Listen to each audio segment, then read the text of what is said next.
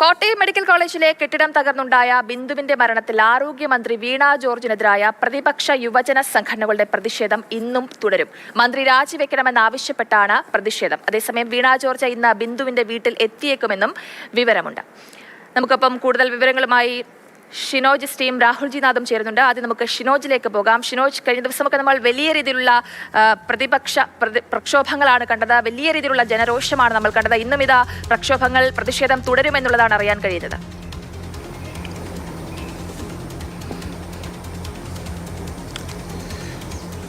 ജയലക്ഷ്മി, ആരോഗ്യമന്ത്രി വീണ ജോർജിന്റെ രാജി ആവശ്യപ്പെട്ട് സംസ്ഥാനത്തുടനീളം, കോട്ടയം മെഡിക്കൽ കോളേജിൽ മാത്രമല്ല സംസ്ഥാനത്തെ വിവിധ കേന്ദ്രങ്ങളിലൊക്കെ തന്നെ ഇന്നലെ മുതൽ ഈ അപകടം നടന്ന അന്ന് മുതൽ തന്നെ വിവിധ രീതിയിലുള്ള പ്രക്ഷോഭങ്ങളൊക്കെ, സമരങ്ങളൊക്കെ തന്നെ നടക്കുന്നുണ്ട്.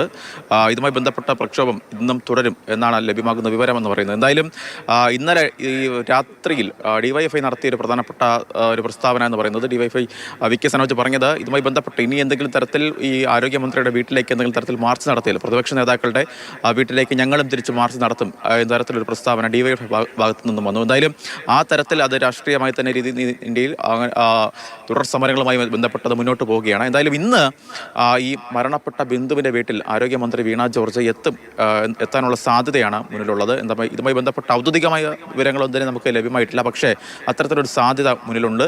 ഉച്ചയോടുകൂടി ഈ ആരോഗ്യമന്ത്രി വീണ ജോർജ് ബിന്ദുവിൻ്റെ വീട്ടിലെത്തും എന്നാണ് നമുക്കിപ്പോൾ ലഭ്യമാകുന്ന വിവരങ്ങൾ എന്ന് പറയുന്നത്. എന്തായാലും ഈ ആരോഗ്യമന്ത്രി ഇതിനോടകം, അതായത് അപകടം നടന്ന് ഇത്രയും ദിവസമായിട്ടും വീണ ജോർജ് വീട്ടിലെത്താത്തത് സംബന്ധിച്ച് പ്രതിപക്ഷം വലിയ രീതിയിൽ വിമർശനം ഒക്കെ തന്നെ ഉന്നയിച്ചിട്ടുണ്ടായിരുന്നു. പ്രത്യേകിച്ച് ഈ സർക്കാർ ഇത്തരത്തിലൊരു അപകടം നടന്നിട്ടും ഈ കുടുംബാംഗങ്ങൾക്കൊപ്പമല്ല.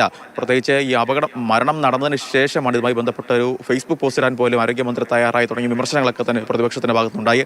മരണത്തിന് ശേഷമാണ് മന്ത്രി വി.എൻ. വാസവൻ സർക്കാരിന്റെ ഭാഗത്തുനിന്ന് ഇത്തരത്തിൽ എത്തുന്നതും വീട്ടിലേക്ക് എത്തുന്നതും തുടങ്ങിയ കാര്യങ്ങളൊക്കെ തന്നെ പ്രതിപക്ഷം വലിയ രീതിയിൽ വിമർശനമായി ഉന്നയിക്കുന്നുമുണ്ട്. ആ ഒരു സാഹചര്യത്തിൽ കൂടിയാണ് ആരോഗ്യമന്ത്രി വീണ ജോർജ് ഇന്ന് ഉച്ചയോടുകൂടി കോട്ടയം വൈക്കത്തുള്ള ബിന്ദുവിന്റെ വീട്ടിലേക്ക് എത്തുന്നത് എന്നാണ് നമുക്ക് കിട്ടുന്ന വിവരമെന്ന് പറയുന്നത്. ഇതുമായി ബന്ധപ്പെട്ട ഔദ്യോഗികമായ വിവരങ്ങളൊന്നും തന്നെ ലഭ്യമല്ല. പക്ഷേ കിട്ടുന്ന സൂചനകൾ അനുസരിച്ച് ആരോഗ്യമന്ത്രി 2 മണിയോടുകൂടി ബിന്ദുവിന്റെ വീട്ടിൽ എത്തും എന്നതാണ്. പക്ഷേ ഈ സർക്കാർ നൽകിയ പുതിയ വിവരങ്ങൾ എന്തൊക്കെയാണ്?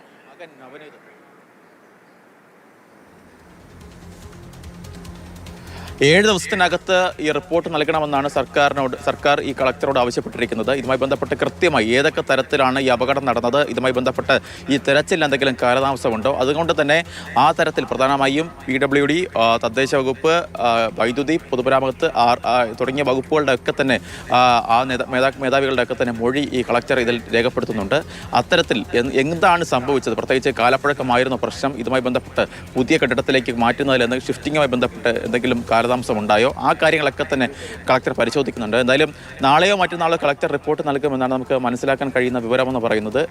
എത്രയും ഈ വിഷയവുമായി ബന്ധപ്പെട്ട് എന്തായാലും, പക്ഷേ ഈ കളക്ടറുടെ റിപ്പോർട്ടിനെ പ്രതിപക്ഷം പൂർണ്ണമായും തള്ളുകയാണ്. കാരണം ഈ HDS കളക്ടർ, അതായത് ഹോസ്പിറ്റൽ ഡെവലപ്മെന്റ് സൊസൈറ്റിയുടെ ചെയർമാൻ എന്ന് പറയുന്നത് കളക്ടറാണ്. അങ്ങനെ കളക്ടർ തന്നെ ചെയർമാനായിരിക്കുന്ന ഒരു സാഹചര്യത്തിൽ കളക്ടർ തന്നെ ഇതിൽ അന്വേഷണം മുന്നോട്ട് കൊണ്ടുപോയാൽ മതിയോ, പകരം ഒരു ജുഡീഷ്യൽ അന്വേഷണം വേണം എന്നൊരു ആവശ്യമാണ് കോൺഗ്രസ് പ്രധാനമായും മുന്നോട്ട് അന്വേഷണം വേണമെന്നുള്ള ഒരു ആവശ്യം തന്നെയാണ് പ്രതിപക്ഷം ഉന്നയിക്കുന്നത്. ഇതുമായി